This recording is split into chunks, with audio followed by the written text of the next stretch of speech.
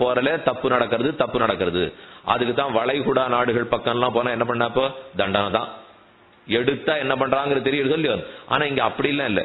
ஒருத்தர் தானே தப்பு பண்ணா நீதிமன்றத்துல போய் போட்டாச்சுன்னா அப்புறம் 10 வருஷம் கழிச்சு பாத்துக்கலாம் சார். இப்போ ஒண்ணு அவசரமே இல்லைன்னு விடுறாள் இல்லையோ. அவ்வளவுதான் இங்க நடக்கிறது. இப்போ இது ராஜ தண்டனை ஒழுங்கா இல்லாட்டா வரக்கூடிய ஆபத்து. இது தண்டனையில தப்பு இல்ல, அதை என்ன நாம எப்படி பயன்படுத்திக்கிறோமோ அது தப்பா போச்சுப்போம். அரசியல் சாசன சட்டம் அந்த சட்டம் எல்லாம் ஒழுங்கா தான் பண்ணிருக்கா. அர்ஜுனன் பேசுறார், தண்டா சாஸ்தி பிரஜா சர்வா தண்டையேவா விரக்ஷதி. தண்டனை இருந்தா தான் பிரஜைகளை காப்பாற்ற முடியும். நம்ம குடும்பத்திலும் இதை நல்லா புரிஞ்சுக்கணும். தண்டனையே இல்லாமல்லாம் யாரையும் நல்லதனமா வளர்த்துட முடியாது. ஆனா இப்ப பள்ளிக்கூடத்துல எல்லாம் ஹம்னு ஒரு வார்த்தை பேசின போர் உடனே போய் கூட்டின்னு வந்துடுறா. வெளிநாட்டுல எல்லாம் ஒண்ணு இல்ல, அம்மா குழந்தைக்கு சோறு ஊட்ட போய் அது சாப்பிட மாட்டேன்னு பிடிவாதம் பிடிச்சு முதுகுல ஒண்ணு வச்சு ஊட்டினா அந்த குழந்தை கையில சின்ன தொலைபேசி வச்சுட்டு அது உடனே 911 போடுறது. போட்ட உடனே நேரம் இந்த சத்தம் போட்டுட்டு கிடுகிடுன்னு ஒரு வண்டி வந்து நிக்கிறது. சரி என்னவோ குழந்தைக்கு உடம்பு சரியில்லையாண்ணா, இல்ல உங்களை தான் கூட்டின்னு போக வந்தேங்கிறான். அழைச்சின்னு போறான். அவ்வளவுதான், மறந்துட வேண்டியதான். எங்க இருக்காள்னே தெரியல.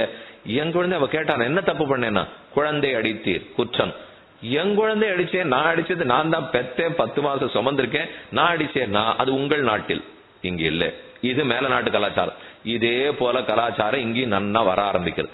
ஏன்னா பள்ளிக்கூடத்துல இருக்கிற வாத்தியார் கேட்க முடியாது. இப்ப பாடசாலை நடத்திட்டு இருக்கோம், சந்த சொல்லணும். சந்த சொல்லலே புள்ள பண்ணான்னா என்ன பண்ணலாம்? அப்ப முதுகுல ஒண்ணு வச்சாதான் சந்த சொல்ல போறான். பயப்படுத்துவான்னு பயப்படுத்த வேண்டாமா? எடுத்து பெறமெடுத்துக்காம அடிப்பேன் கையை ஓங்கணும் இல்லையோ. அந்த தண்டனை இல்லாட்டா நடக்கவே நடக்காது. ஆனா அந்த தண்டனையை கொடுக்காத நடத்திடணும்னு பார்க்கிறீர் தர்மராஜரே, அதை பண்ண முடியாது. இது எவ்வளவு தூரம்னா, க்ஷத்திரியனுக்கு தான் தண்டிக்கிற உரிமையா, பிராமணனுக்கு தண்டிக்கிற உரிமை இல்லைன்னு. இவன் தண்டனை கொடுக்க கூடாது. அப்ப ஒரு பாடசாலை நடத்திட்டு இருக்கிறச்சே தப்பு நடந்தாலும் அதை நடத்துற வாத்தியார் போய் ராஜாட்ட சொல்லணுமா. சொன்னா அவர் பிள்ளைகளுக்கு தண்டனை கொடுக்கணுமா. அவர் தண்டனை கொடுப்பார் என்கிற தைரியத்துலதான் வேதம் ஓதப்படுகிறதுங்கிற அர்ஜுனன். லோகத்துல வேதத்தை விடாம சொல்றாள்னா சூல்கத்தி பரீட்சைன்னு கேள்விப்பட்டிருக்கீங்களா? அவளே தண்டனை கொடுத்துக்கிறது. அப்படின்னா வேதத்தை அத்தியனம் பண்ணிட்டு அதை ஒப்பிச்சு காட்டுவாளோ இல்லையோ. காட்டுறச்சே இப்படி ஒரு கத்திய மேசையில குத்தி வச்சுடுறது. குத்தி வச்சுட்டு சொல்லணும், விஷயத்தோர் ஜெயத்வா வாயபஸ்தோ வாயபஸ்து தேவோ ஸ்ரீதா பிராபேது சேட்டதமாகி சொல்றாளோ இல்லையோ. சொல்றச்சே ஒரு ஸ்வரம் பேசிக்கினாலோ ஒரு எழுத்து தப்பா போச்சுனாலோ அந்த கத்தி எடுத்து நாமளே ஒரு தடவை கீறிக்கணும். கீறினுட்டா இவ ரத்தம் வருமோ இல்லையோ. அதுக்குதான் சூல்கத்தி பரீட்சைன்னு பேர். தர்க்க சாஸ்திரத்துல வாத பிரதிவாதங்கள் கொடுக்குறோம். சட்டுன்னு கேள்வி கேட்பா, அந்தந்த நிமிஷம் பதில் சொல்லணும். ஒரு 1/2 நிமிஷம் கேள்விக்கு பதில் சொல்லணும்னா எடுத்து கீறிக்கணும். ஏன் அவ்வளவு தூரம்? பெரியவாள்லாம் அத்தியனம் பண்ணவா எழுதியிருக்கா புஸ்தகத்துல. எங்க தகப்பனார், நான் ஒரு பஞ்சாதி இன்னைக்கு சந்தேக காத்தால 4 மணிக்கு எழுந்து ஒழுங்கா சொல்லலைன்னா இடுப்புல கயத்தை கட்டி கணத்துக்குள்ள இறக்கிடுவார். கணத்துல ஒரு தூரம் முக்கி குழந்தைய வெளியிட இருப்பான் ஒழுங்கா வேதம் சொல்லலைன்னா. அப்ப இதெல்லாம் என்ன தண்டனை சேர்த்தியா இல்லையா? இந்த தண்டனை எல்லாம் பெரியவர்கள் கொடுக்காது இருந்துட்டாளா? கொடுத்தா தான் அந்த பயத்துல தான் நடக்கும். தண்டனையே இல்லாம லோகம் ஓடாது. அத மறுபடியும் அர்ஜுனனே சொல்றார், பயம் இருக்கணும். நாபீதோ யஜதே ராஜன் நாபீதோ தாதுமிச்சதி நாபீத புருஷ கஷ்டித் சமயே ஸ்தாதுமிச்சதி.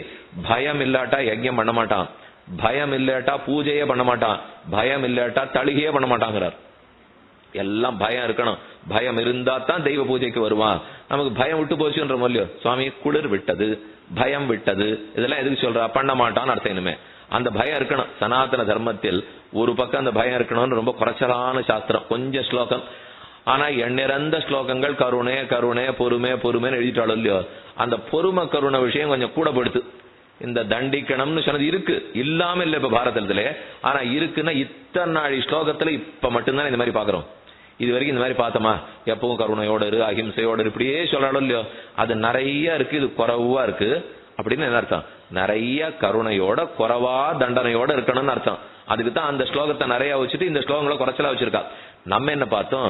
ஸ்லோகம் குறைச்சலா இருக்கும் இல்லையோ, தண்டனையே வேண்டாம்னு சொல்லலாம்னால் அது அப்படி நடக்காது. காவலாளிகள் இருக்கணும், பயம் இருக்கணும். பயந்தா தான் வருவான். ஒரு பயப்படுத்தி கூட்டின்னு வரணும். கூட்டின்னு வந்தப்புறம் பிரியத்தை வளர்த்தணும். எப்பவுமே பயத்துல காலம் ஓட்ட முடியாது. நான் இப்ப குழந்தை 5வது வயசு முதல் வகுப்புல கொண்டு போய் சேர்க்கணும்.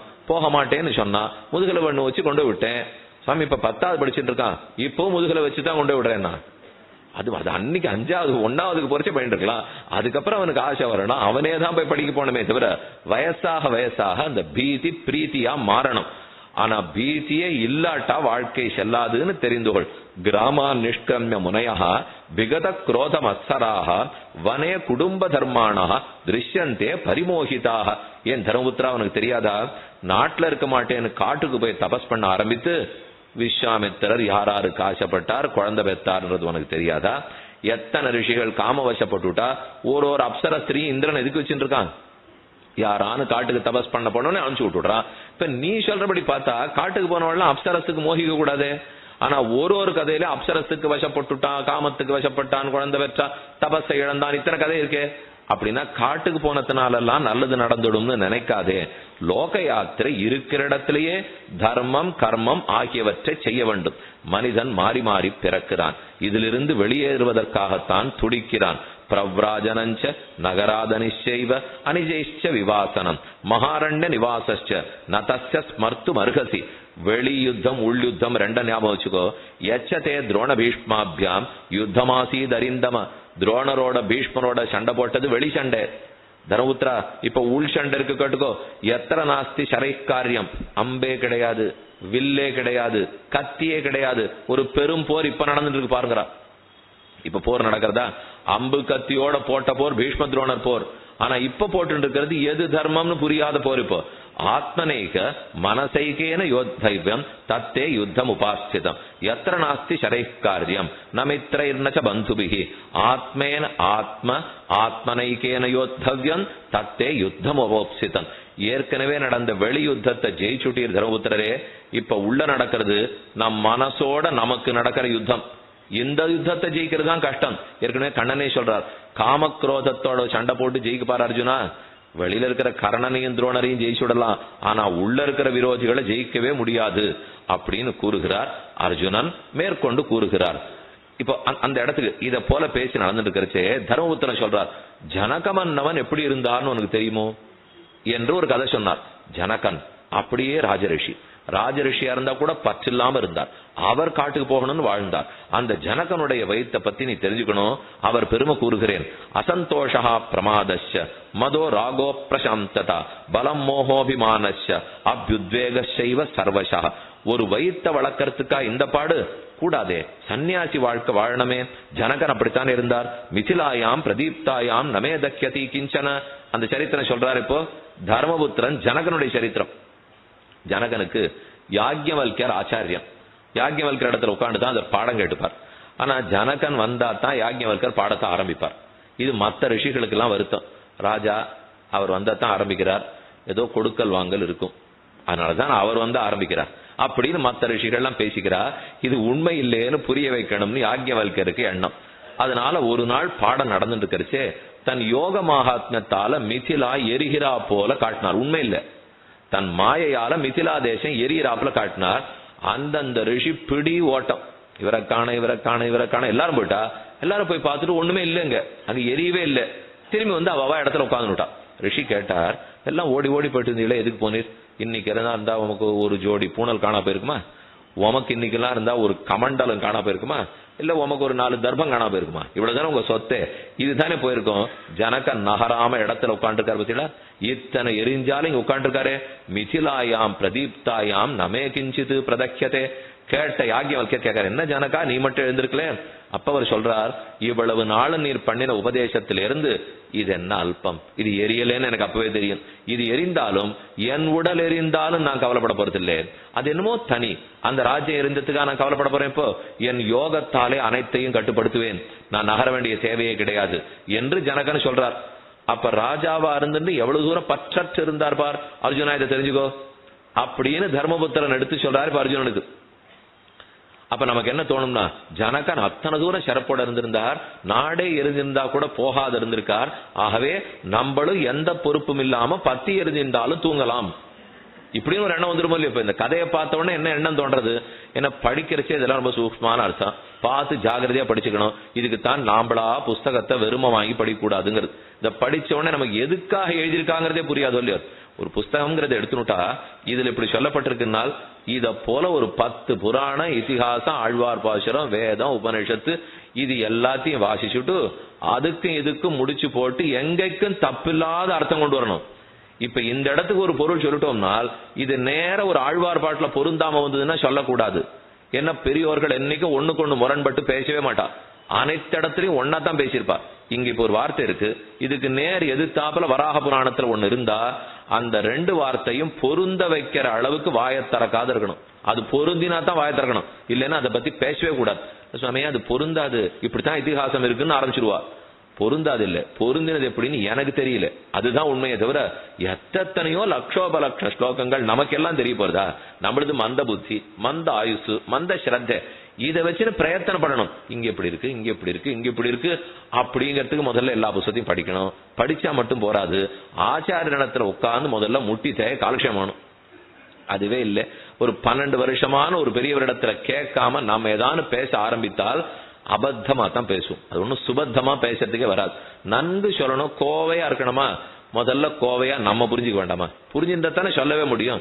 இப்ப சட்டுன்னு பார்த்தா என்ன தோணிப்படும், ஓ ஜனகராட்டம் இருக்க கத்துக்கணும், எரிஞ்சுட்டே இருந்தாலும் கவலைப்படாம இருக்கணும். இன்னைக்கே போய் குடும்பத்துல சொல்லிட வேண்டியதான் சுவாமி, இதுதான் ஜனகர் கதையில நான் தெரிஞ்சின்றது, இனிமே அவாவா பாட்டு அவாவா பாத்துங்கோ, பொறுப்பெல்லாம் நாங்க எடுத்துக்கிறதாகவே இல்லைனால் அதெல்லாம் அவர் சொல்லவே இல்லை. ஜனகருக்கு இந்த பொறுப்பு உடனே சட்டுன்னு அர்ஜுனன் தடுத்து பேசிட்டான். ஒரு பாதி கதையை சொல்றீரே தமையனாரே, பாக்கி பாதி கதையை நான் சொல்லட்டுமான். ஓஹோ இவன் ஏதோ வேற கதை வச்சிருக்கானே, நம்ம தானே ஜனகன் கதையை சொன்னோம்னால், இதே ஜனகன் குழப்பத்துல ஒரு தடவை நான் சன்னியாசம் எடுத்துன்னு காட்டுக்கு போறேன்னு சொன்னார். அந்த ஜனகனுடைய மனைவி சீதையோட தாயார் ஜனகனை உட்காத்தி வச்சு உபதேசம் பண்ணி அவன் எவ்வளவு முட்டாள்தனமா பேசுறான்னு புரிய வச்சு நாட்டை ஆள வச்சு ஆணுட்டான். இது ஏற்கனவே நடந்திருக்கிற கதை, இப்ப அதை சொல்றேன் கேட்டுக்கும். கதையஸ்தி கதையந்தி புராவிருத்தம் இதிகாசம் இமம் ஜனாக உத்ஸ்ருஜ்ய ராஜ்யம் பிக்ஷார்த்தம் கிருதபுத்திம் நரேஸ்வரம். இதே ஜனகன் நான் இனி நாட்டை ஆள போறதில்லை, காட்டுக்கு போறேன்னு சொன்னார். அமர்த்தி வைத்து அவதான் பேசினான். பிரதிஜா தேன்யதா ராஜன்னு விசேஷ்டா சான்யதா தவ. நீர் எடுத்துட்ட பிரதிஜை ஒன்னா இருக்கு, பண்ற காரியம் வேறையா இருக்கு. நாம எடுத்துப்போம் இல்லையோ, அதாவது இவர் இன்னிலிருந்து நான் பிரதான மந்திரியாக இருக்கிறேன், இன்னென்னது பிரஜைகளுக்காக நான் செய்வேன், இன்னென்னபடி நான் நடக்க மாட்டேன் அப்படின்லாம் பிரமாணம் எடுத்துக்கிறாள் இல்லையோ. அது அதுக்கு ஆளுநர் வருவார், ராஷ்டிரபதி வருவார், வந்து இன்னார் இன்னார் இப்ப எப்படி இருப்பான்னு சொல்றோம் இல்லையோ. அப்ப எல்லாத்தையும் இதை பண்றேன் இதை பண்றேன் இதை பண்றேன் இதை பண்றேன்னு சொல்லிட்டு, அதை போல இப்ப தர்மபுத்திரனுக்கு பட்டாபிஷேகம் பண்ணிச்சே மொத்த பிரமாணம் எடுத்துட்டார். ஜனகர் பட்டாபிஷேகம் பண்ணிச்சே பிரமாணத்தை எடுத்துட்டு மொத்தத்தையும் காத்துல விட்டு கிளம்பி காட்டுக்கு போயிட்டா. அப்ப பிரமாணத்துல பண்ணப்பட்டதுக்கும் உன் நடைமுறைக்கும் வேறையா இருக்கு. வேற வந்ததுனாலே பாபம் வரும். அப்ப முதல்ல அதை தெரிந்து கொள்ளும். நைதான் ஆதிதையோ ராஜன் தேவரிஷி பிதரஸ்ததா. இத்தனை பேர் வேத விற்பனர்கள் நாட்டுல வச்சிருக்கீர், எத்தனை பேர் உழவாளிகள், எத்தனை பேர் தச்சர்கள், கடம் பண்றவா எத்தனை பேர் இருக்கா. யாரு சோறு போடுறதுன்னு நினைச்சிட்டு இருக்கிற எல்லாருக்கும்? இது என்ன உங்க குடும்பம் இது நினைச்சிட்டு இருக்கிறா? நம்ம 4 பேர் இல்ல உங்க குடும்பம், இந்த ராஜ்யம் உடைய குடும்பம். இது மொத்தத்துக்கு நீர் தான் சம்பாதிக்கணும், மொத்தத்துக்கு நீர் தான் கார்த்தாலே ராத்திரி வரைக்கும் உழைக்கணும், அவ எல்லாருக்கும் நீர் தான் சோறு போட்டாகணும். என்னவ பேசினோடனே தகச்சு போட்டார் ஜனகர். ஓ சாமான்யமா பெண்கள்லாம் ஒன்னும் பண்ணாதேன்னு சொல்லுவான்னு நினைச்சிட்டு இருக்கேன், இவ சரியான ஸ்திரியா இருக்காளே, மொத்தத்தையும் நீர் தான் பண்ணணும், ஒம்முதான் பொறுப்புன்னுட்டு அப்புறம் அவர் புரிஞ்சுட்டாராம். சரி பெண்ணே, ஆனா தியாகம் பண்ணணும் சன்னியாசம் பண்ணணும்னு சொல்லியிருக்கே, அது உனக்கு புரியலையா என்று ஜனகர் கேட்கிறார். அப்போ தியாகாந்த பிக்ஷுகம் வித்யான் ந மௌடான்னச்ச யாச்சனாத் ருஜுஸ்து யோர்த்தம் தியஜதி ந சுகம் வித்தி புக்ஷுகம். யார் பிக்ஷுன்னு யோசித்து பாரு. பிச்சை எடுக்கணும்னு சொல்றது இல்லையா, பிச்சை எடுத்து நீர் வாழ வேண்டாம். எது தியாகம்? நான் அத்தனையும் மக்களுக்காக பண்ணிட்டு என் சொந்த வாழ்க்கையும் பார்க்காம உழவுழைன்னு மக்களுக்கு உழைக்கிறேனே, அது தியாகம். நான் அனைத்தையும் சம்பாதித்த பிற்பாடு அவர்களுக்கு கொடுத்துடுறேனே, அது தியாகம். நான் எவ்வளவு தேக சிரமப்பட்டாலும் படவேலைன்னு சொல்றேனே, அது தியாகம். தியாக வார்த்தைக்கு தப்பா அர்த்தம் பண்ணிருக்கீர் ஜனகரே. பண்ணாம இருக்கிறது தியாகம் இல்ல, கர்மத்தை பண்ணிட்டு பலத்தை தியாகம் பண்றதுதான் தியாகம். தியாகம்னா எது தியாகம்? வேலை பார்க்காத இருக்கிறது தியாகம் இல்ல, வேலையை முழுக்க பார்த்துட்டு உழவுழைன்னு உழைச்சிட்டு அந்த உழைப்புக்கு இந்த பலன் நமக்கு வேண்டாம் மக்களுக்கு இருக்கட்டும் நினைக்கிறானே, அவன் தான் அரசன், அவனைத்தான் தியாகின்னு சாஸ்திரம் சொல்லி இருக்கு. நீர் சொல்ற தியாகம் அல்ல. இதுக்கப்புறம் தான் ஜனகர் சொல்றார், பெண்ணே எனக்கு மோகம் தீர்ந்தது, இனிமே நீ சொல்றபடிக்கே நான் நடக்கிறேன், எப்போது நாட்டில் இருப்பேன் ரட்சிப்பேன் அப்படின்ற கதையை அர்ஜுனன் கூறினான். அதுக்கப்புறம் யுதிஷ்டிரர் சொல்றார், நான் நீங்க பேசுறதெல்லாம் எனக்கு புரியாது, ஆனால் அப்ப கீதையில சொல்லப்பட்ட ஸ்லோகங்கள்லாம் யஜ்ஞம் தானம் தபஸ் கர்ம, தபஸ் பண்ணணும்னு சாஸ்திரம் சொல்லியிருக்கே. அர்ஜுனன் கேட்கிறான், யஜ்ஞமும் தானம் பண்ணணும்னு சொல்லியிருக்கே, நீர் தபஸ் பண்ணணுங்கிறதுக்காக காட்டுக்கு போனோம்னா யாக யஜ்ஞம் பண்ணணுங்கிறதுக்காக நாட்டுக்கு இருக்கணுமே. நீ ரகசியம் பேசணுங்கிறதுக்காக காட்டுக்கு போனோம்னால் அப்ப மந்திராலோசனை பண்ணணுங்கிறதுக்கு நாட்டுக்கு இருக்கணுமே. நீர் தியானம் பண்ணணுங்கிறதுக்காக காட்டுக்கு போனோம்னா அந்த தியானத்தால சொல்லப்பட்ட பெருமானை பத்தி எடுத்து சொல்ல நீர் நாட்டுக்கு இருக்கணுமே. எத்த பண்ணணும்னாலும் அங்க பாதி இருக்குன்னு இங்க பாதி இருக்கு. இதை விட்டுட்டு போயிட முடியாது என்று மறுபடியும் அர்ஜுனன் பேசினான். தந்து கேவலம் அஸ்திரஜ்ஞா வீரவிரத சமன்விதா சாஸ்திரார்த்தம் தத்துவத்தோகந்தும் ந சமர்த்தா கதஞ்சன. உனக்கு சாஸ்திரார்த்தம் எல்லாம் புரியாது, இது மிகச்சிறந்த சூக்ஷ்மமான அர்த்தம். அர்ஜுனா, உனக்கு வீரன் தீரன் கர்ணன் அடிக்கிறதுக்கு தான் தெரியும், இதெல்லாம் ரொம்ப வசதி என்று சொன்னார் தர்மபுத்திரர். அர்ஜுனன் சட்டுன்னு திருப்பி சொல்லிட்டான், இப்படித்தான் கையால் ஆகாதவா சொல்லுவான்னுட்டான். அப்படின்னா நமக்கு ஒண்ணு தெரியாது, பண்ண போறது இல்லைன்னா அதெல்லாம் ரொம்ப வசந்த விஷயம், உங்களுக்கு புரியாது தெரியுமோ இப்படின்னு ஆரம்பிக்கிறது. எல்லாம் எனக்கு புரிஞ்சுதான் இருக்கு இப்போ. ஆனா அவ ஆரம்பிக்கிற சேவை அதெல்லாம் நீங்க பேச வேண்டாம்னா, இதெல்லாம் பெரியவா பேசிட்டு இருக்கிற விஷயம்னால் யார் பெரியவன்? இப்போ பெரியவன் சின்னவனுக்கு புரிய வைக்கணும், அதுக்கு தான் பெரியவன் இருக்கானே தவிர இதெல்லாம் உங்களுக்கு புரியவே புரியாதுன்னு ஆரம்பிக்க வேண்டாம். எல்லாம் புரியும். இந்த பக்கத்துல வாசுதேவர் இருக்கார், வியாசர் உட்கார்ந்துருக்கார். நீர் சொல்லுவது சரியா நாம் சொல்லுவது சரியான்னு யோசித்து பாரு. சரி, இப்ப நீர் சொன்ன வழிக்கே வருகிறேன். நிறைய பாப்பத்தை சம்பாதிச்சுட்டேன், அதுக்கு பிராயஷ்சித்தம் தேடி ஆகணும். காட்டுக்கு போய் தபஸ் பண்ணி பிராயஷ்சித்தம் தேட போகிறேன் என்று தானே நூறு கூறுகிறீர். பிராயஷ்சித்தம் தபம் புரிதல், தியாகம் செய்தல், இதான் அவர் சொல்றார். எதற்கு பிராயஷ்சித்தம்? இத்தனை பேரை போராடி கொன்று விட்டதற்கு பிராயஷ்சித்தம், தவம் புரிதல், தியானம் செய்தல், இதுதான் அவர் சொல்றது. இப்போ ஆகாதுன்னு அவர். என்னால் தவம் புரிந்து தியானம் செய்கிற பிராயஷ்சித்தம்ங்கிறது பிராமணனுக்கு சொல்லப்பட்ட பிராயஷ்சித்தம். ஆனால் சண்டை போட்டதுங்கிறது க்ஷத்ரியன் பண்ணிருக்கிற காரியம்.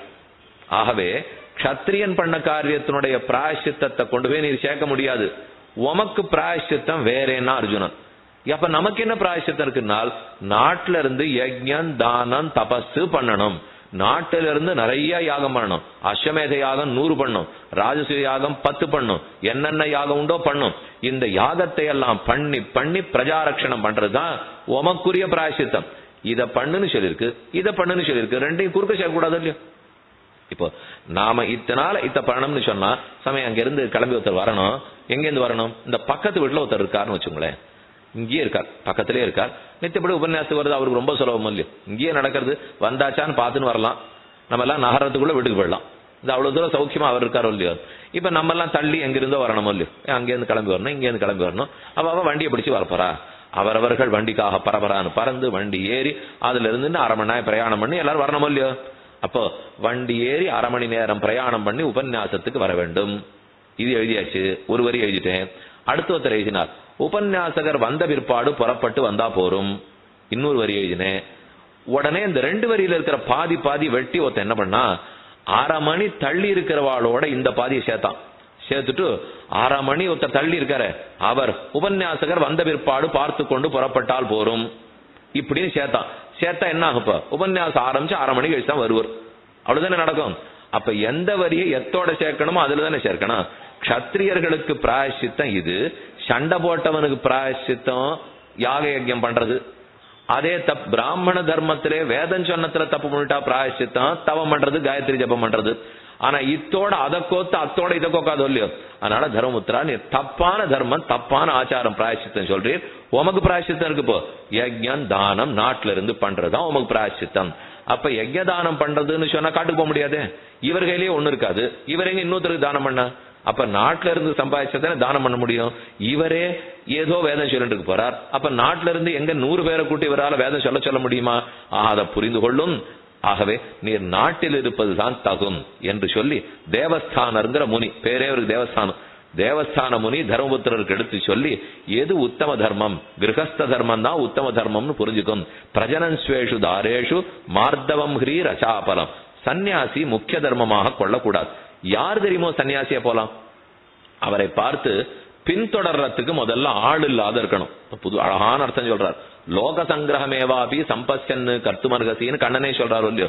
நான் சன்னியாசியா போறேன்னு முக்கியமான பதவியில இருக்கேன், என்னை பார்த்து பார்த்து நிறைய பேர் தாங்களும் பண்ண போறா. அப்படி இருக்கிறவர் ஒண்ணுமே பண்ணக்கூடாதுன்னு சன்னியாசம் வாங்கினுட்டால் இதனால லோகத்துக்கு எவ்வளவு ஆபத்து இருக்கு தெரியுமாங்கிறார் கண்ணன். ஏன்னா அவர் சன்னியாசம் வாங்கிட்டா எல்லாரும் என்ன தெரியுமா பேச ஆரம்பிச்சா, சாமி அந்த காஷாய வேட்டி கட்டின்னு காட்டுல இருக்கிறது தான் நன்னா இருக்கும் போல் இருக்கு, நானும் போயிட்டேன் இப்படின்னு வீட்டுல இருக்கிற பிள்ளை எல்லாம் நாளைக்கு ஆரம்பிச்சாள்னா அப்ப பண்ணக்கூடாது இல்லையோ. யார் ஒருத்தருக்கு பின்தொடர ஆள் இல்லையோ புலன்கள் எல்லாம் அடக்கிவிட்டாரோ ஆனந்தமா இருக்கணும்ன்ற நினைவு அவருக்கு இருக்கோ அப்பதான் அவர் காட்டுக்கு போலாமே தவிர முக்கிய பதவியில் இருக்கிறவா விட்டுட்டு ஓடவே கூடாது. ஏன்னா அவளுக்கு பொறுப்பு இருக்கு. பின்னாடி வர்றவன் நம்மளை பார்த்து கட்டுப்படுவான். ஓஹோ இப்படியே ஓடலாம் போல் இருக்கு. இப்ப நம்ம பிள்ளைகள்லாம் இருக்கா, பொண்கள்லாம் இருக்காளோ இல்லையோ, நன்னா தான் படிச்சுட்டு இருப்பா, நன்னா இருக்கும். திடீர்னு என்ன ஆகும், ஏதோ ஒரு ஆசிரமம், ஏதோ ஒரு இடத்துல மட்டம், இந்த மாதிரி இருக்கிறத ஞானம் போய் பார்த்துட்டு வந்துருவா. பார்த்துட்டு வந்துட்டு நீ கோலுக்கு போகணும், பக்தனா இருக்கணும்னு சொல்றியே, அதை விட நான் வசத்தியா முடிவு பண்ணிவிட்டேன், நான் வீட்டை விட்டுட்டு ஆசிரமத்துக்கு போறேன் அப்படின்னு ஆரம்பிப்பா.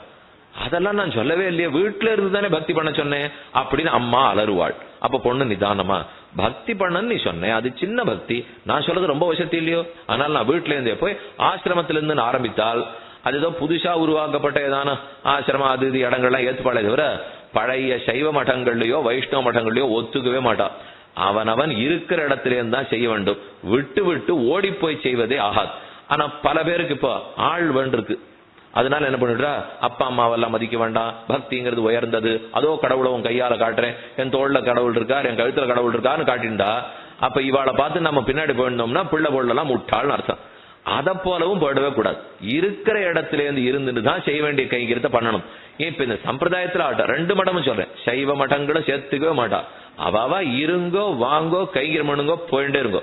அப்ப அது ஏன்னா எல்லாரையும் சன்னியாசி ஆக்கணும்னு சொன்னால் உலகம் முழுக்க காவிதான் இருக்கும். அப்புறம் என்ன ஆபத்து பாருங்க, இருந்துட்டு போறதே ரொம்ப நன்னா இருக்குமே, அத்தனை பேருக்கு சோறு யார் போடுறது? இப்போ இவா இத்தனை பேரும் தாங்க பிரயத்தனப்படக்கூடாது இல்லையோ. நம்ம உடனே சட்டுன்னு என்ன கேட்கிறோம், மடத்துலதான் அப்படி பணம் கொட்டி கிடக்கிறதே, அப்ப அவ சாப்பிட்டுக்க மாட்டாளானால் மடம் நச்சவே பணம் கொட்டி இருக்கிறதே தப்பாச்சே, அதுவே கூடாது. அதுக்கப்புறம் மடத்துல பணையம் நிறைய இருக்கு, அவளே நிறைய பேருக்கு சோறு போடுவா. எல்லா அடிப்படையும் ஆட்டம் காட்டுறது பாருங்க. ஒன்னொன்னு தர்மத்துக்கு விரோதமா போயிடுறது இல்லையோ. மடத்துல சொத்து இருக்கக்கூடாது, ஆசிரமத்துல சொத்து இருக்கக்கூடாது. அப்ப திடீர்னு ஒரு 1000 பேர் சன்னியாசி ஆயிட்டா யார அவளுக்கு ஆகாரம் கொடுக்கறது? அவ போய் பிக்ஷை எடுக்கணும். பிக்ஷை எடுக்கிறதுக்கு கிரகஸ்தால் இருக்கணும். இவ 1000 பேர் ஒரு ஊருக்கு போய் பிக்ஷை எடுக்க போறச்சேவே, ஓ இது நன்னா இருக்கே, பிக்ஷை போடுற நம்மளதை விட இந்த வாங்கி சாப்பிடுற பாடு ரொம்ப நன்னா இருக்கு அப்படின்னு போட வந்தவன் 1000 பேர் பின்னாடியே வந்துட்டான். அப்ப பார்த்து பார்த்து இதுவாகவே நடந்துபடாதா? இதனாலதான் அவன் ரொம்ப பயப்படுறான். இப்போ அர்ஜுனன் பயப்படுறதோ, பீமசேனன் பயப்படுறதோ, கிரகஸ்தாசிரமத்தை மீறுகிறீர், ராஜதர்ம கஷத்திரிய தர்மத்தை மீறுகிறீர், மீறக்கூடாது. அப்புறம் வியாசாச்சாரியர் அவரும் தன் பங்குக்கு சரித்திரங்களை எடுத்துரைத்தார். கண்ணனும் பேசினார். தமப்ரவீத் ததா சங்கா தீவ்ரோஷ சமன்விதா பிரமாணம் சேன் முத்தக ராஜா ராஜா பவதோ தண்டதாரணே. ராஜா தண்டனை கொடுத்தால் தான் நாடு சுபிக்ஷமாக இருக்கும். அந்த ராஜாவைத்தான் நீர் ஏற்றுக்கொள்ள வேண்டும் எல்லாரும் பேசினார்கள். கடைசியா வியாசர் பேசுறார். அதிவேலம் மகாராஜ நசோகம் கர்த்தும் அர்ஹசி புனருக்தம் து வக்ஷ்யாமி திஷ்டமேத திதி பிரபோ. இப்ப சொன்னதெல்லாத்தையும் சுருக்கமா சேர்த்து நான் சொல்றேன், கேட்டுக்கொள். சோம்பல் வேண்டாம், சுகம் துக்காந்தம் ஆலஸ்யம் தாக்ஷம் துக்கம் சுகோதயம் பூதிஹி ஸ்ரீஹி ஹ்ரீஹி திருதிஹி கீர்த்தி தக்ஷே வசதி நாலசே. எனக்கு ஒரு சந்தேகமா இருக்கு தர்மபுத்திரா, நீ இப்படி போறேன்னு சொல்றதுக்கு சோம்பல் காரணமோன்னு என் மனசுக்கு படுறதுன்னாரு. ஆமா இது வேற இப்ப பயமோ இல்லையோ, இதெல்லாம் வேண்டாம் சுவாமி, நம்ம பாட்டுக்கு போயிருப்போம். ரொம்ப சோம்பல் தான். என்ன பண்ணா, ஒரு கடைக்கு போனா, போயிட்டு கடைக்காரன் உள்ள உட்காந்துருக்கான், அவனோட சோம்பல். இப்ப இவ 2 பேருக்கும் போட்டி. அதனால வாசல்ல இருக்கிறவன் கேட்டா உரிச்ச வாழைப்பழம் எவ்வளவு விலைன்னா அவன் கேட்டது. வாழைப்பழத்தை வாங்கி இவன் உரிச்சு வாயில போட்டுக்க மாட்டான். அதனால உரிச்ச வாழைப்பழம் எவ்வளவு வெளியில இருக்கிறவன் கேட்கறான். அதுக்கு உள்ள இருக்கிற பதில் சொல்றான், அது 1-2 ரூபாய். கல்லால பணத்தை போட்டுட்டு நீயே எடுத்துன்னு போனுட்டான். அது அவன் கொடுக்கறதா இல்ல. இப்ப இவனே உரிச்ச வாழைப்பழம் எவ்வளவுன்னு கேட்கறான். அதுக்கு மேல அவன் சோம்பல், நீயே பணத்தை போட்டு எடுத்துன்னு போயினா இந்த சோம்பல்னால எதுவும் நடக்க போறது இல்லை. சோம்பி கிடந்தாயானால் ராஜ்யத்தை பறிக்க முடியாது. சுகம் துக்காந்தம் ஆலசியம், என்ன சுகப்பட்டாலும் சோம்பல் இருந்தா துக்கத்துல கொண்டு போய் விட்டுடும்.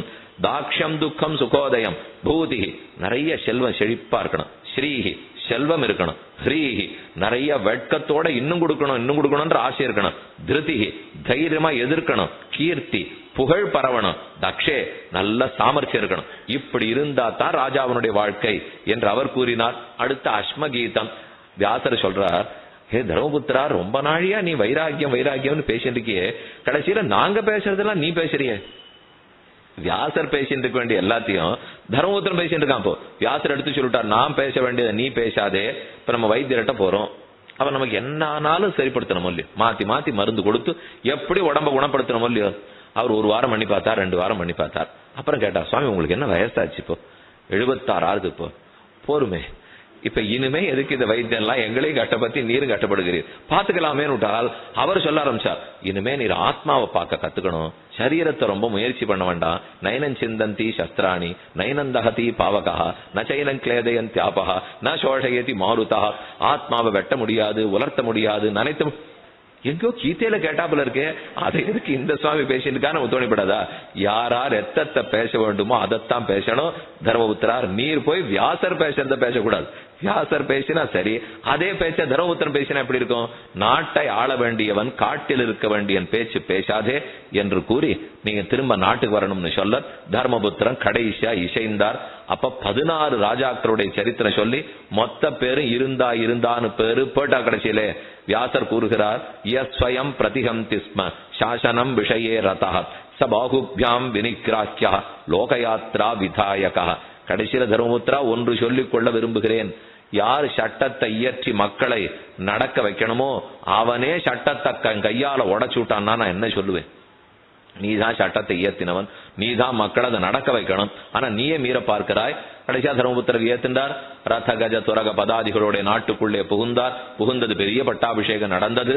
அதுக்காக இவர் உள்ள போறச்சேத்தான் இந்த சாருவாகன் எதிர்த்தான். நேற்றுக்கு ஒரு சின்ன கதை சொல்லியிருந்தேனும் இல்லையோ, சாருவாக்கன் ஒருத்தன் துரியோதனனுக்கு ரொம்ப வேண்டியவன். அவன் பிராமணர்கள் எல்லாருடைய குழுவோட வந்தான். எல்லா பிராமணனும் ஸ்வஸ்தி மங்களம் மங்களம்னு சொல்லிட்டு இருக்கா. அப்ப சாருவாகன் மட்டும் இத்தனை பிராமணாலும் நான் பார்த்து கேட்கிறா, உறவினர்கள் அத்தனை பேரையும் அழித்தவுடன் உனக்கு ராஜ்யம் ஒரு கேடா, நீ போகாதே வெளியில போ அப்படின்னு இந்த சாருவாக்கம் பேசினான். பார்த்த நம்ம இப்படி கேட்கவே இல்லையே, இவன் எதுக்கு பிராமண வேஷம் போட்டு இவன் கேட்கறா என்று மத்த பிராமணர்கள் நினைச்சு அவளே தங்க தேஜஸ்தால அவனை எரிச்சு கொண்டுடுறான். அப்ப சாருவாகனும் முடிஞ்சான். சாருவாகன் ஆறு நேத்தே சொன்னோம் இல்லையோ, அவன் துரியோதனுக்கு நண்பர். அவன் ஏற்கனவே பிரம்மாவிடத்துல வரம் வாங்கியிருக்கான், பெரிய தபசு பண்ணி உனக்கு எல்லா பலமும் இருக்கும், ஆனா எப்ப நீ பிராமணர்களை நிந்தித்து அவ விரோதத்தை சம்பாதிக்கிறியோ அப்ப உனக்கு பிராணம் படும் தான். அதுதான் தற்போதும் நடந்தது. பட்டாபிஷேகம் ஆயிடுத்து. அதற்கப்புறம் கண்ணனோட ஒரு நாள் மெதுவே தர்மபுத்திரர் பேசுறார். கண்ணன் சட் என்று சொல்றார், தர்மபுத்திரோட பேசிட்டு இருக்கார். அப்ப வாசுதேவன் சொல்றார், சரதல்பகதோ பீஷ்மஹ சாமியன்னிவ ஹுதாசனஹ மாம் தியாதி புருஷ வியாக்ரஹ ததோமே தத்கதம் மனஹ. சரதல்பத்தில் அம்பு படுக்கையில பீஷ்மர் படுத்துட்டு இருக்கார். இவாளோட உட்காந்து பேசிட்டே இருக்கார். கண்ணன் தர்மபுத்திரன் இருக்கார், அர்ஜுனன் இருக்கார், பீமசேனன் இருக்கார். இவளோட பேசிட்டே இருக்கார். திடீர்னு சொல்றார், என்னென்னமோ பீஷ்மர் தியானிக்கிறாப்பல் இருக்கு, உங்களோட இப்ப இருக்கிறதுக்கு எனக்கு மனசு இல்லை, நான் போயிட்டுறேன் அப்படின்னு சொல்லிக்கவே இல்லை. கிடுகிடுன்னு கிளம்பிட்டார். எங்க நம்மோட தான் உட்கார்ந்து இருந்தார்னால் எந்த ஒரு ஜீவன் பக்தன் தன்னை நினைத்தாலும் உடனே அங்க இருக்கணும்னு தான் பகவான் விருப்பப்படுறார். கிளம்பினார். அவர் சரதல்பத்துல படுத்துன்ற இடத்துக்கு வந்து சேர்ந்தார். யதி அனுகிரகவதி புத்தி தேமயி மாதவ துவாம் அக்ரத புரஸ்கிருத்ய பீஷ்மம் யாத்ஸ்யாமஹே வயம் ஞானான்யஸ்தம் கமிஷ்யந்தி தஸ்மாத் துவாம் சோதயாம்யஹம். நீர் மட்டும் இப்ப பீஷ்மனிடத்துல நல்ல வார்த்தை கேட்டுக்கிறதுக்கு விட்டுட்டீர்னால் ஞானம் அத்தனையும் அஸ்தமித்து போகும்.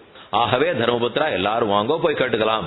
அப்ப யுதிஷ்டிரர் கேட்கிறார், நீ இருக்கும் போது இன்னொருத்தர் இடத்துல போய் கேட்டுக்கோன்னு சொல்றியே, கண்ணா நீயே இருக்கியே, இவ்வளவு பெரிய கீதை சொன்ன நீ எங்களுக்கு உபதேசிக்க மாட்டியார்னா? அப்பதான் கண்ணன் கூறுகிறார், நான் சொல்றதை காட்டிலும் ஆச்சாரியர்கள் பேசுறது தான் சரியா இருக்கும், நன்னா இருக்கும். நானே என்னை பத்தி பேசிக் கொள்வதை விட அவர்களுக்கு தான் அது சொல்றதுக்குன்னு பிறந்தவா. இப்ப பகவானே பிறந்தார், ஒரு தரம் தான் கீதை சொன்னார். ஆனா அதை ரொம்ப அவருக்கு ஒன்னும் ரசிக்கலையா.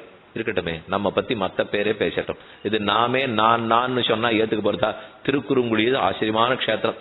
அங்க ராமானுஜர் திருக்குறுங்குடி நம்பியை சேவிக்கிறதுக்காக வந்தார். சேவிச்சு முடிச்சுட்டு புறப்பட போறார். அப்ப நம்பி அவரை பார்த்து கேட்கிறார், ராமானுஜரே நீர் என்ன வித்தை வச்சிருக்கீர்?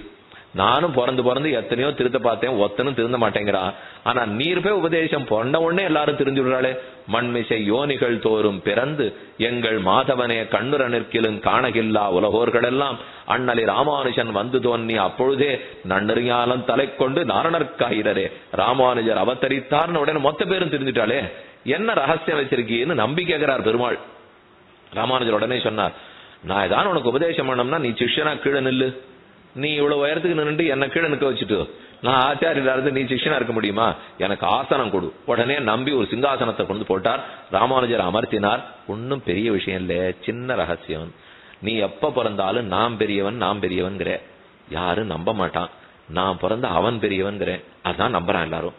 அவன் பெரியவன் சொன்னா நம்புவான், நான் பெரியவன் சொன்னா நம்புவனா? நம்பிக்கை புரியல. அப்ப என்ன பிறந்து யார பெரியவன்னு சொல்றீர்? நான் உண்மைதானே சொன்னேன். ராமானுஜர் சொன்னார், நீ பொய் சொன்னே நான் சொல்லவே இல்லை, நீ உண்மைதான் சொல்லியிருக்க. ஆனா அந்த உண்மையை நான் சொன்னாதான் கேட்பா. நீ சொன்னா யாரும் கேட்க மாட்டா. ஏன்னா நானேன்னு ஒருத்தர் சொல்லிட்டு நம்ம கடவுளாவே இருந்தா கூட கேட்க மாட்டோம்.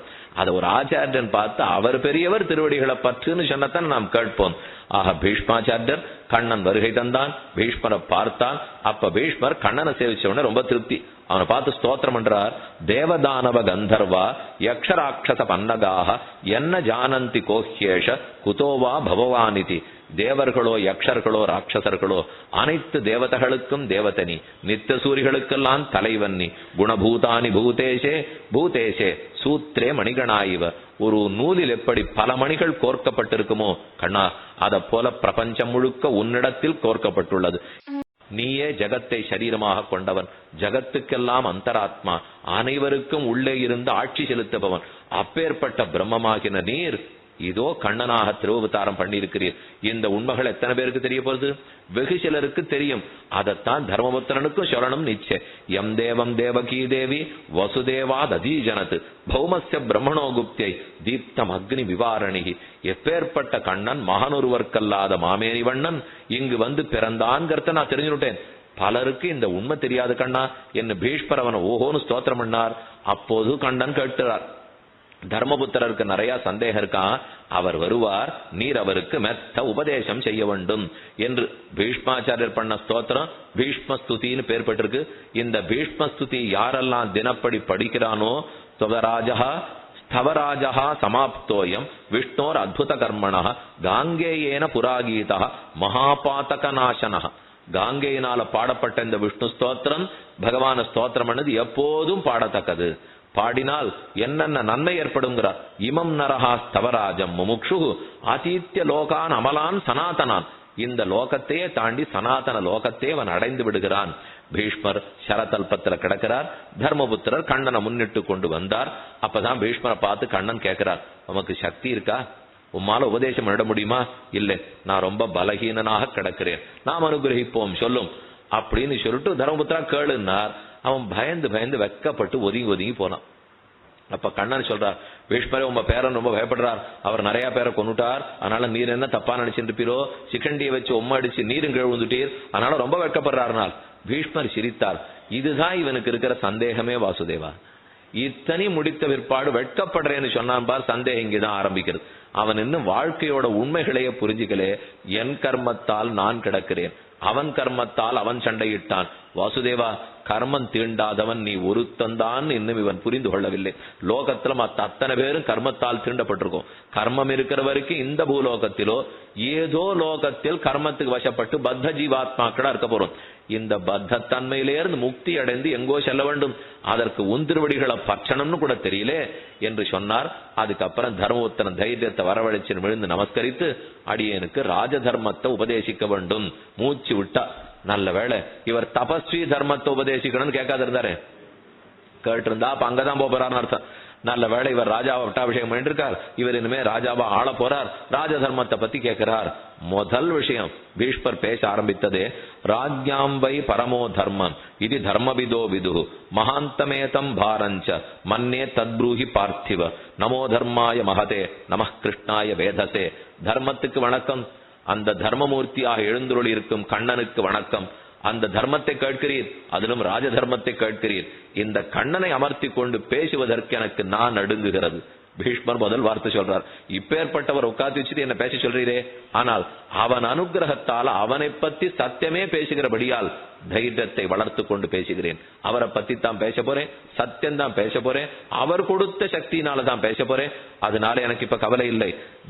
உத்தானேன சதா புத்திர பிரயதேதா யுதிஷ்டிர நுத்தான மிருதே தெய்வம் ராஜ்யாமர்த்தம் பிரசாதையேத். லோகத்துல ரெண்டு ரொம்ப முக்கியம், பிரயத்தனம், புருஷார்த்தம். ஓரொரு ராஜாவும் புரிஞ்சுக்க வேண்டியது, ஓரொரு இல்ல தலைவனும் தலைவியும் தெரிஞ்சுக்க வேண்டியது. எது புருஷார்த்தம்னு சரியா தெரிஞ்சுக்கோ. அந்த புருஷார்த்தத்தை குறித்து பிரயத்தனம் பண்ணு. இந்த ரெண்டுல ஒன்ன கூட விட்டுடக்கூடாது. எது புருஷார்த்தம்?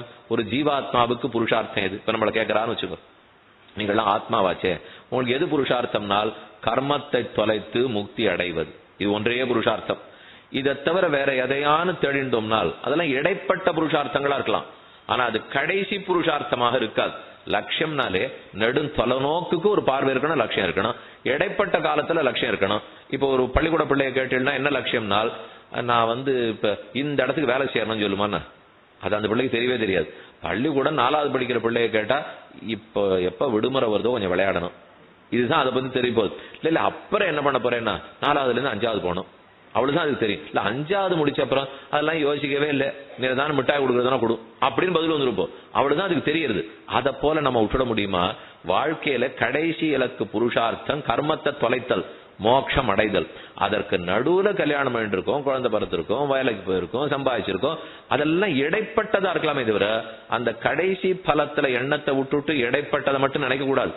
கண்ணதுல இருந்துட்டே இருக்கணும், அதுல கண்ணை வச்சுட்டே தான் மற்றத்தை நாம அனுபவிக்க வேண்டும். அப்படின்னா அதுக்காக இருக்கும் குறுக்க அனுபவிச்சுக்கிறோம், அதுக்காக இருக்கும் குறுக்க அனுபவிச்சிருக்கோம். இந்த அதுங்கிறத மறந்தால் அப்ப இந்த அனுபவம் கடைசி அனுபவம் ஆயிடும்.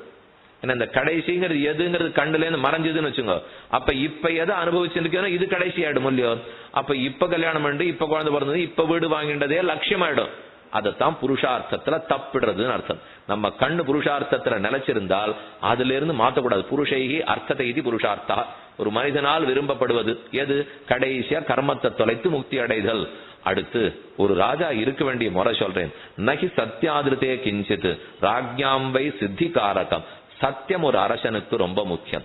நேர்மையோடு தான் நாட்டை ஆள வேண்டும், மிருதுவாக இருக்க வேண்டும். எல்லா மக்களாலும் இவனை கிட்டக்க நெருங்க முடியணும், ஆனால் நெருங்கின பிற்பாடு தள்ளி நின்று கை கூப்பணும். யாராலையும் ராஜாவை போய் பார்க்க முடியலன்னு நினைக்கவே கூடாது. நம்ம ராஜா போலாமே வரணும், ஆனா வந்தவன் மேல விடக்கூடாது, 4 அடி தள்ளி நின்று கை கூப்பணும். அப்படித்தான் நீ தர்மராஜ்யத்தை நடத்தியாக வேண்டும். நன்னா கட்டுவா பேசலாம், அன்போட சேர்ந்து கட்டுவா பேசணும். தஸ்மான் நித்தியம் தயா காரியா சாதுர்வர்ணிய விபஷ்யிதா தர்மாத்மா சத்தியவாக் செய்வ ராஜா ரஞ்சயதி பிரஜாக. தர்மத்தையே நினைப்பவன், சத்தியமாக பேசக்கூடியவன். அப்படிப்பட்ட ராஜாதான் மக்களுக்கு ரொம்ப விருப்பப்பட்டவரா இருக்கார். ஏ தர்மரே, இப்ப நன்னா பாத்துக்கும் 36 குணங்கள் சொல்றேன். ஒரு அரசன் கண்டிப்பா கடைபிடிக்க வேண்டிய 36 குணங்களை ஒரே 10 ஸ்லோகத்துல முடிச்சுட்டார். இத பார்த்துட்டோம்னா ராஜ தர்மம் சுலபமா தெரிஞ்சு கொடுப்போம். இந்த 36ல 3.5 வந்தா கூட தேவையில்லை. 36 வருமானதெல்லாம் தெரியாது. இப்ப முதல்ல 3.5 வழி பார்ப்போம், அப்புறம் 36க்கு போவோம். 36 குணங்கள் ராஜாவுக்கு அவசியம் வேண்டிய குணங்கள். சரேத்து தர்மான் ஆக்கூட்டுக்காக, நல்ல தர்மத்தை அவன் கடைபிடிக்கணும், ஆனா கடுமையா இருக்கவே கூடாது. சில பேர் நான் தர்மத்தை விடுப்பேன் தர்மம் பிடிப்பேன்னுட்டு நம்ம நிக்கிறோம், கணத்து தீர்த்தம் தான் அந்த சுவாமி சாப்பிடுவார், ஆறு மேலையும் படமாட்டார் அப்படிங்கிறதுக்காக யாரானு கிட்டக்க வந்தாலே வள்ளுன்னு விடாரு பாருங்க. நான் தர்மத்தை கடைபிடிக்கிறேங்கிறதுக்காக புறத்தியார் மேல வள்ளுன்னு வேணுங்கிற தேவையில்லை. ஆனால் நீ தார்மிகனாரு, அதே பக்கம் சிரிச்சுண்டு திருப்தியாரு, பார்த்தாலே முகத்துல ஒரு வேகமும் ஒரு கடுமையும் தெரியக்கூடாது இல்லையோ. பல பேரை பார்த்தா ரொம்ப தார்மிகாளா இருக்கா, பார்த்தாலே கடுமையா இருப்பா, கூடாதுங்கிறார் பீஷ்மர். சிரிச்சென்று தர்ம மார்க்கத்தில் இரு. நீ தர்மத்தை கடைப்பிடிக்கிறதுக்காக கட்டுவா இருக்கணுங்கிற தேவையில்லை. 2 முன்சேத்து ஸ்நேகம் ச நாஸ்த ஸ்நேகம் ச ஆஸ்திகா. முன்சேத்து ஸ்நேகம் நச்ச ஆஸ்திகா. 2வது அர்த்தம் சொல்றார், ஆஸ்திகனாகவே இருந்தா கூட மற்ற பேருக்கு பிரேம பர்த்தாவை விட்டுடவே கூடாது. நம்ம இப்ப யார் இடத்துல பிரேமத்தோட இருக்கலாம்? ஆஸ்திகனோட பிரேமத்தோட இருக்கலாம். அதே நாஸ்திகனோட பிரேமத்தோட இருக்கலாமா? பிரேமம் வேணும், பிரேமத்தோட இரு, ஆசையோடு இரு. ஆனா ஆசையோட இருக்கேங்கிறதுக்காக உன் கொள்கைகளை விட்டு கொடுத்துடக்கூடாது. ஆசையா இருக்கேன் பரவாயில்ல சாமி, அதனால இன்னைக்கு என் பிள்ளை என்னோட உட்காந்து பேசுன்னு சொன்னான், அவன் 5:45 கூட்டு பேசினானா, அப்பதான் சந்தியாவந்தனம் பண்ணணுமா? பிள்ளை முக்கியமா சந்தியாவந்தனம் முக்கியமானு பார்த்தேன், சந்தியாவந்தனை விட்டுட்டு பிள்ளையோட பேசினேன் என்று சொல்லாதேங்கிறார். ஆசைப்படு, அன்ப வளத்துக்கோ வேண்டான்னு சொல்லல, ஆனா தர்மத்தை விட்டுட்டு கொள்கையை விட்டுட்டு இல்ல. அனுசம்ச சரேதர்த்தம், அனுசம்சரேதர்த்தம். ஒருத்தன் அர்த்தம் பொருள் சம்பாதிக்கணும், ஆனா பொருள் சம்பாதிக்கணுங்கிறதுக்காக கருணையை விட்டு சம்பாதிக்காதே, தவறான மொழியில சம்பாதிக்க வேண்டாம். பொருளை சம்பாதி, ஆனா கருணையோட தான் சம்பாதிக்கணும். சரேத்து காமம் அனுத்ருதா, ஆசையை நிறைவேற்றிக்கோ, ஆசை காமத்தை அனுபவி, ஆனா ஒழுக்கத்தை மீறாமல் காமத்தை அனுபவி. ஒன்னொன்னு எதை பண்ணா எந்த ஆபத்து கூடவே வரும் சேர்ச்சே சொல்றாரு அவர். காமத்தை அனுபவிக்கப்போ, ஆனா ஒழுக்கத்தோட அனுபவிக்கப்போ. பணம் சம்பாதி, ஆனா தப்பான வழியில சம்பாதிக்காதே. எல்லார்ட்டையும் அன்பா நடந்துக்கோ, அதுக்குன்னு மேல ஏற விடாதே என்று ஒன்னொன்னு இதுல பண்ணா என்ன ஆபத்து வரும்னு சேர்க்கிறார். 5வது பிரியம் ப்ரூயாது ஆக்கிருப்பனாக, நல்ல பிரியமானது பேசு. ஆக்கிருப்பனாக, ஒன்னு லோபி ஆட்டம் பண்ணிக்காதே. சூரஹா சியாது அவிகத்தனா, நல்ல சூரனாரு, தற்புகழ்ச்சி பேசிக்காதே. அவிகத்தனா, சூரனா இருக்கேன்றதுக்காக நான் சூரன் சூரன் சூரன் ஒன்னு தண்டோரா போட வேண்டாம். நீ சூரனாரு, ஆனா அதை பத்தி பேசாதே. தாத்தா நாபாத்திர வருஷி, நீ கொடையாளி யாரு, ஆனா ஆத்துல கணக்கில்லாத போடுறவனா இருக்காது. கொடுக்கிறேங்கிறதுக்காக ஆத்துல கொட்டினாலும் அளந்து போடுன்னு சொல்லவும் இல்லையோ. கொடையாளி சுவாமி யார் போனாலும் ஒரு பாட்டு கொடுத்துட்டு பாரு, செய்யக்கூடாது. பாத்திரம் அறிந்துதான் பிச்சையிட வேண்டும். மேலே பிரகல்பா சாத் அனுஷ்டுரா, நல்ல பிரகல்ப பாண்டித்யம், நல்ல சாமர்த்தியம். சாமர்த்தியமா இருக்காரேங்கிறதுக்காக புறத்தி யாரை ஏமாத்தாதே. நீ சாமர்த்தியமா இரு, ஆனா ஏமாத்தி சாமர்த்தியம் காட்டாதே. சந்ததி தச்ச அனாரியை, நீ எல்லாரோடையும் நண்பனா இருக்கணும்னு தீயவர்களோட நட்பை வளர்த்து விடாதே. எல்லாருக்கும் நண்பனா இருக்கணும்னு தீமையே பிடிச்சு அவனோட கை கோத்துக்க முடியுமா? இருக்காதே. அனாரியை வைகிரண்யான் பந்துபிகி, எந்த பந்துக்களிடத்திலையும் விரோதத்தையே சம்பாதிச்சுக்காதே.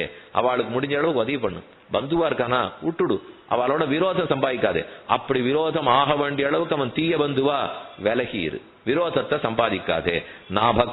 நாபக்தம் சாரையே சாரம். ஒரு ஒற்றன் இருக்கான்னு வச்சுங்க, அவன் அபக்தனாக ஒற்றனாக இருந்தால் அவனோட சம்பந்தமே வச்சுக்காதே. ஒற்றன் இருக்கான், பார்க்கலாம் பேசலாம், ஆனா அந்த ஒற்றனுக்கு பக்தி இல்லைன்னு வச்சுக்கோ, நீ அவனை ஒற்றனா வச்சிருந்தா கொஞ்ச நாள் அவன் எதிர்கட்சிக்கு ஒற்றனாயிடுவான். அவன் உங்ககிட்ட ஒற்றனா நிற்க மாட்டான்.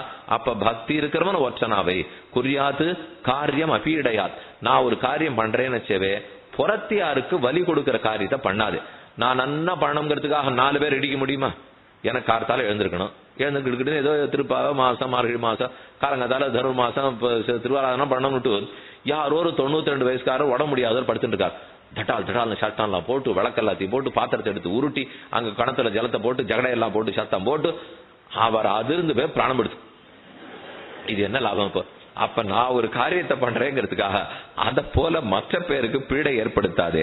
அர்த்தம் புரூயான்னு அசத்து அர்த்தம் பூயான். ரொம்ப பிடிச்சதே, எனக்கு இப்ப பிடிச்சதே அசத்துக்கள் இருக்கிற இடத்துல சொல்லிக்காதே, சத்து இருக்கிற இடத்துல சொல்லு. அசத்து ஒண்ணு உபயோகம் இல்லாத அவர்களுக்கு நடுவில் எனக்கு இது பிடிக்கும் அது பிடிக்கும்னா அவன் வேணும்னு எங்கெங்க போய் பேச வேண்டாமோ எல்லா இடத்துலயும் பேசுவான். சத்து இருக்கிற இடத்துலதான் பிடிச்சதை சொல்லணும். குணான் புரூயான்னு நச்ச ஆத்மனா, நல்ல குணத்தை பேசு. யார் இடத்துல நல்ல குணம் இருக்கோ நன்னா பேசு, ஆனா சொந்த குணத்தை பேசிக்காதே. சொந்த குணம் பேசினா தற்புகழ்ச்சி ஆயிடும் இல்லையோ. குணத்தை பேசு, தற்புகழ்ச்சி பண்ணிக்காதே, சொந்த குணத்தை பேசாதே. ஆதத்யான்னு நச்ச சாதுபியா, கொடு சாதுக்களுக்கு கொடு, அவள்கிட்ட இருக்கிறதையும் பிடிங்கி விடாதே. கொடுக்கிறது யாருக்கு பிடுங்கிறது யாருக்கிட்டேன்னு பாத்துக்கோ. சாதுக்களுக்கு கொடு, பிடிங்கி விடாதே. நாசத் புருஷம் ஆசிரியேது, அசத் புருஷனை அண்டி வாழாதே. யாரையா நீ அண்டித்தான் வாழணுங்கிற நிலைமை இருக்கா? சத்துக்கள் அண்டி வாழு, அசத்துக்கள் அண்டி வாழாதே. 17 நாபரீட்சே நயே தண்டம். ஒரு தப்புன்னு வருது, நாம் அதை நன்னா தீர விசாரிக்காம தண்டனையே கொடுக்காதே. இது தப்புன்னா நிதானப்படு, நன்னா விசாரி, போய் தேடு, அப்புறம் தண்டனை கொடு. நச்ச மந்திரம் பிரகாசையேத்து, ரகசியமா ஆலோசனை பண்ணிட்டு இருக்கிறத தண்டோரா போடாதே. இல்ல சுவாமி, நாங்க திட்டம்ங்கிறது ஒண்ணு ஆரம்பிக்க போறோம்னால் அடிக்கல் நாட்டச்சே பத்திரிகையில போட்டுருவோம். அப்படி பண்ணித்தான் வழக்கம்னா அதுக்கப்புறம் திட்டமே நிறைவேறாதுன்னுட்டார். நீ அடிக்கல் நாட்டு விழாவை பத்திரிகையில போட்டியானா அநேகமா திட்டம் நடக்க போறது இல்லைன்னு அர்த்தம். ஆகவே அத பத்திரிகையில போடாதே. பின்ன எப்படி மக்களுக்கு தெரியும்னா, நீ ஒரு நல்ல காரியம் பண்ணி முடிச்சுட்டு அவ அதை அனுபவிக்கச்சேதான் தெரிஞ்சுக்கணும், நீ அடிக்கல் நாட்டச்சே தெரிஞ்சுக்க வேண்டாம்னுட்டார். ஏன் அடிக்கல் நாட்டச்சே சொல்ல வேண்டாமன்னா கெடுக்க 4 பேர் வருவான் சொல்லாதே. நீ நல்ல காரியம் பண்றேன்னாலே 10 பேருக்கு பிடிக்காது, அவன் உடனே அதை தடுக்கிறதுக்காக வருவான், சொல்ல வேண்டாமே. நீ பண்ணத்தினால மக்கள் ஆனந்தப்படுவாளோ இல்லையோ, அப்பவா கொண்டாடுவா உன்னை. அது வரைக்கும் நீ பொறுமையோடு இருக்கணும். அப்ப நாம என்ன தெரியுமா கேட்போம், சாமி ஆரம்பிக்கச்சே என்ன 4 பேர் புகழ்ந்து பேசணும், அதை விட்டுட்டு பண்ண சொல்றீரே. அந்த புகழ்ச்சிக்கு ஆசைப்படுறவன் ராஜாவே இல்லைன்னு. அவன் நல்லது நடந்திருக்குன்னு தெரிஞ்சு புகழ்ச்சியை வாங்கிக்கோ, நீ ராஜா. நீ ஆரம்பிச்சதுக்கே ஒருத்தன் புகழணும்னு நினைச்சியானா நீ ராஜாவல்லன். நமந்திரம் பிரகாசையேத்து விசிறிச்சேஞ்ச லுப்தேபியா. ஒருத்தன் லுப்தம் பேராசக்காரன், பேராசக்காரனுக்கு மட்டும் பிச்சையே போடாதே. போடு, பேராசை பிடிச்சவனுக்கு கொடுத்துன்னு என்ன கொடுத்தாலும் போரும்னே அவன் சொல்ல மாட்டான், இன்னுன்னு தான் கேட்பான். ஒரு சாமி என்ன பண்ணாரு, நீங்க போங்க எது கேட்டாலும் பாதி விலை கேளுங்க. இந்த கிராமத்துல இருக்கிறவா எல்லாரும் ஏமாத்திருவா.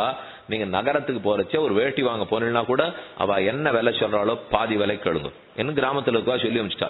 வந்தோம் இந்த ஊர் மகாநகரமும் இல்லையோ, எல்லாம் போய் கடையெல்லாம் பார்த்தான். வேட்டி எவ்வளவுன்னா 300 ரூபான்னு. நான் 300 வாங்குறேன், 150 ரூபாய் கொடுக்குறியான்னா. கடைக்காரனு கோவம், இவரு நேரம் பாதி விலையை வெட்டி கேட்கிறாரு. இப்போ சரி ஏதாவது அப்பா கேட்கிறாரு போட்டுருக்கு, 250 கொடுத்துறேன். இவர் உடனே அப்ப 125 சரியானார். ஏன்னா அவ பாதி விலை கேட்க சொல்லியிருக்காள் இல்லையோ. இவன் 250 உடனே 125. அவனுக்கு கோவம் வந்துருச்சு, இலவசமா எடுத்துன்னு போனா 2 தெரியானார். அப்படியா இருந்தாலும் 2, எதுவா இருந்தாலும் பாதி கேட்கணும் இல்லையோ.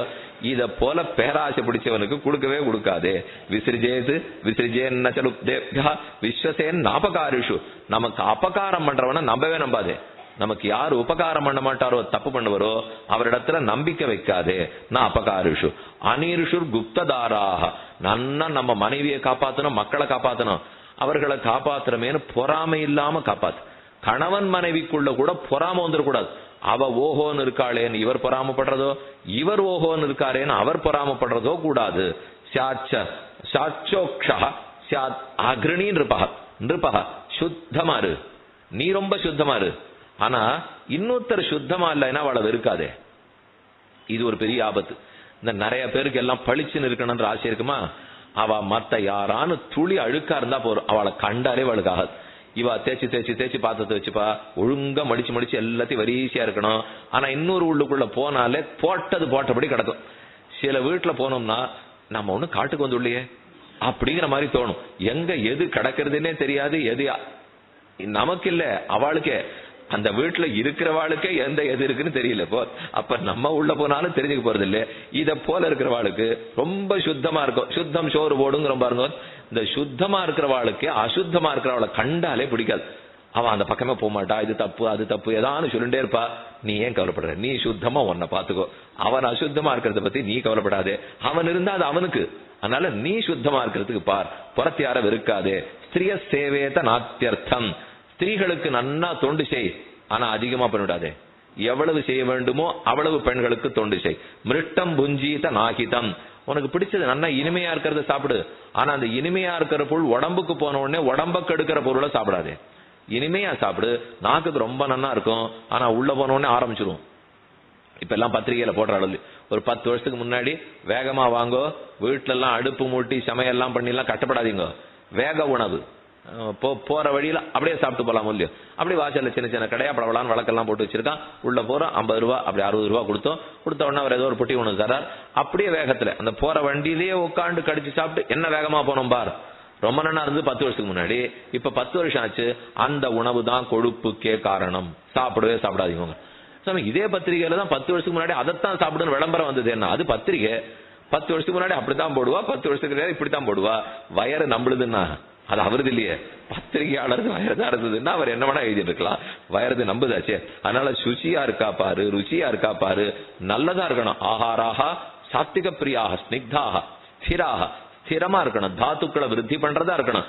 வெறும் நாக்குக்கு இனிதா இருக்குன்னு மட்டும் சாப்பிடாதே. இனிதா இருக்கணும், உடம்புக்கு நல்லதா இருக்கிறத சாப்பிடு. ஸ்திரிய சேவேத நாத்தியர்த்தம் மிருட்டம் புஞ்சீத நாகிதம். 25 சொல்றார். அஸ்தப்தா பூஜையேன் மான்யான். அஸ்தப்தா பிடிவாதம் பிடிக்காம பெரியோர்களுக்கு பூஜை பண்ணு. அவளுக்கு ஏன் பண்ணணும், ஏன் என்ன விழுந்து சேவிக்க சொல்ற, நம்ம வீட்டுக்கு யாரோ வந்திருந்தா நான் எல்லாரையும் விழுந்து நமஸ்காரம் பண்ணணுமா, இப்படி எல்லாம் கேட்டு இருக்காதே. பிடிவாதம் பிடிக்காம பெரியோர்களை வணங்கு. குருன் சேவேத அமாயயா. குருக்களுக்கு போய் நன்னா சுஷ்ரூஷ பண்ணு. கபட்டமில்லாத குருக்களுக்கு சுஷ்ரூஷ பண்ணு. குருவுக்கு பண்ணேன்னு பத்திரிகையில போட்டுக்காதே. குருவுக்கு பண்ணணுங்கிறதுக்காக குருவுக்கு செய். அர்ச்சேது தேவான் அதம்பேன. தேவர்களுக்கு பகவானுக்கு கைங்கரியம் பண்றோம், தேவர்களுக்கு பூஜை பண்றோம்னால் அதே தம்பத்துக்காக பண்ணாதே. தம்பம்னா புகழ் கீர்த்தி. வெறும் ஆடம்பர புகழ்ங்கிறோம் பாருங்க. ஆடம்பரமா புகழ் கிடைக்கணுங்கிறதுக்காக தேவதைகளை பூஜிக்க கூடாது. ஸ்ரீயமிச்சேது அகுத்சிதாம். நல்ல செல்வத்தை சம்பாதி, தப்பு இல்லை. ஆனா தப்பில்லாத வழியில சம்பாதி. நல்ல செல்வத்தை சம்பாதி, தப்பு இல்லாம சம்பாதி. சம்பாதிச்சதை நீயே வச்சு கூடாதே, அதை பகிர்ந்து கொடுக்க வேண்டும். உங்ககிட்ட இருக்கிறதையும் பகிர்ந்து கொடு. மேலே சேவேத சேவேத பிரணயம் ஹித்வா. பிரணயம் ஹித்வா பிடிவாதம் பிடிக்காமல் எல்லாரும் பெரியோர்களுக்கு சேவை பண்ணு. தக்ஷஸ்யாது நது அகாலவித்து. நல்ல சாமர்த்தியக்காரனாரு, ஆனா அதை விட காலமறிந்த சாமர்த்தியக்காரனாரு.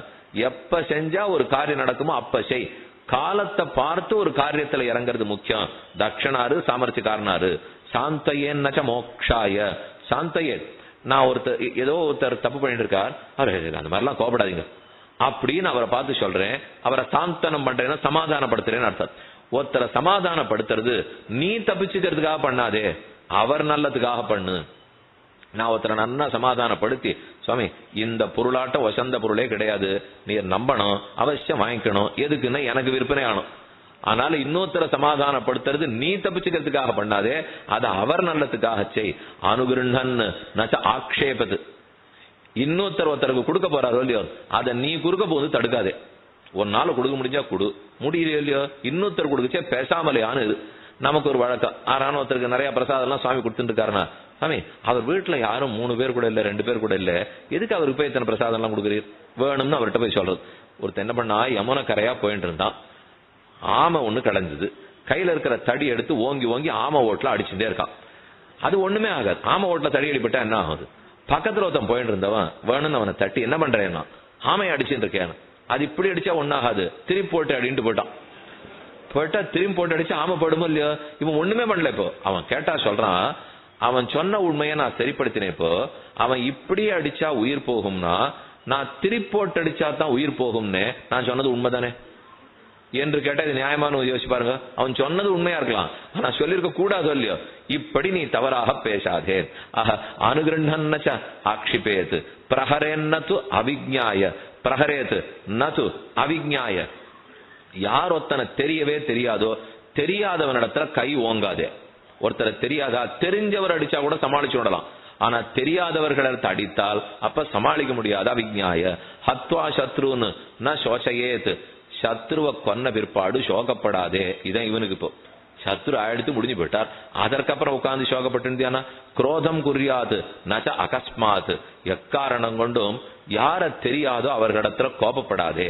அகஸ்மாத் மிருதுஸ்யான் நாபகாரிஷு. யார் ஒருத்த நமக்கு அபகாரமே பண்ணலையோ மிருதுஸ்யாத், அப்ப மிருதுவா இருக்கப்படுதுக்கோ. ஒருத்தன் அபகாரம் பண்றாரா அவர்கிட்ட மிருதுவா இருக்காதே, ஒருத்தர் உபகாரம் பண்றாரா அவரிடத்துல மிருதுவாரு என்னும் 36 அர்த்தங்களை சொல்லி, ஏவம் சரஸ்வராஜஸ்தா யதி ஸ்ரேய இஹேச்சசி அதோன்யதா நரபதி பயம் உச்சத்தம் உத்தமம் இதம் வச்சா சாந்தனவஸ்ய சுஷ்ருவான் யுதிஷ்டிரः பாண்டவ முக்கிய சம்ருதா ததா பவந்தேச பிதாமகம். உடனே பிதாமகரை விழுந்து வணங்கினான். இப்பேற்பட்ட 36 குணங்கள் அரசனுக்கு இருந்தால் அப்போதுதான் அவன் சிறந்தவன் ஆக